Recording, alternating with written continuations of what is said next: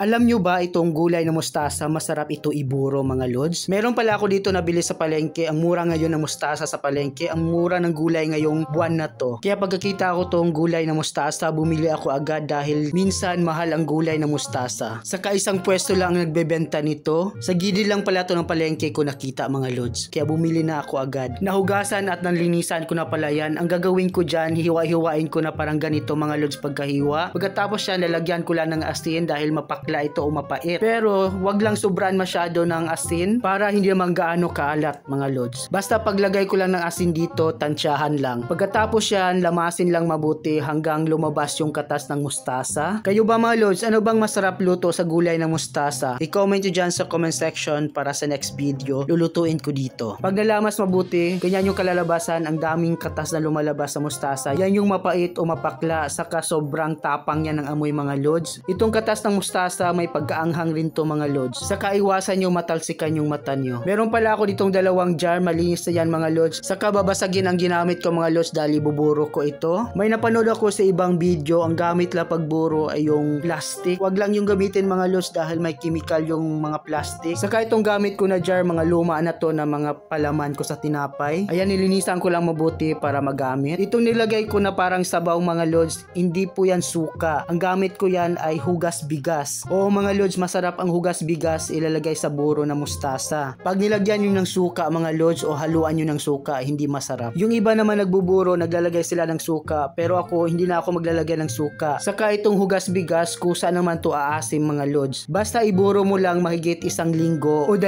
linggo, aasim na tong buro na ginawa ko mga lods. Saka habang matagal yung pagburo, mas lalong sumasarap ito. Ito mga lods, 1 linggo na to mahigit. Meron pala ako ditong tilapia. Ang gagawin ko dito ay piprituhin ko lang. Masarap kasi itong buro natin sa mga pritong isda o mga inihaw. Nagpainit na pala ako dyan ng mantika tapos nilagyan ko ng harina. Kayo ba mga lods, pag nagpiprito kayo ng isda, nilagyan nyo ba ng harina para hindi ito matalsik? Yung iba naman, hindi sa mantika nilalagay yung harina kundi sa isda. Sa akin kasi ito na nasanayan ko, sa mantika ko nilalagay yung harina. Yan mga lods, luto na pala itong piniritong tilapia. Saka pag may harina, ang ganda ng pagkaluto mga lods. Ito na pala yung binuro ko na gulay ng mustasa. Bali, higit 1 linggo na yung pagkaburo mga lods. Saka excited na ako tikman nito mga lods. Ang tagal ng panahon, ngayon ako makakain ulit ng buro na mustasa. Ang huling tikim ko nito noong 2020 pa mga lods. Tapos nagbakasyon kasi ako noon sa Mindoro. First time ko rin nalaman na binuburo pala itong gulay na mustasa. Kaya doon ako natuto gumawa nito. Saka yung pinagbakasyonan ko nakilala doon, ang dami lang tanim na mustasa. Kaya pag harvest nila, ito yung ginawa nila. Binuro nila lahat tapos pinatikim nila sa akin. Kaya doon na ako na interesado na gumawa ng mga ganito buro na mustasa. Ay mga lods, kain tayo. Sabayan nyo na ako kumain para sabay-sabay tayo mabubusog. Ay mga lods, subukan nyo gumawa ng ganitong buro na mustasa. Ang sarap mga lods. Saka organic ang pagkagawa ko nito mga lods. Walang halong mga kimikal. Saka masustansya ito. Ay mga lods, pag marami ka dyan tanim na gulay na mustasa o mura sa palengke, subukan nyo gumawa ganito mga lods. Pag tama naman yung pagkaburo, hindi ito basta masisira mga lods. Pag matagal yung pagburo, mas lalong masarap mga lods. Ay mga lods, shout out pala sa lahat ng mga followers ko saka sa mga bagong followers. Maraming salamat sa panunood at suporta. Maraming salamat sa inyong lahat. Hanggang dito lang, maraming salamat sa panunood.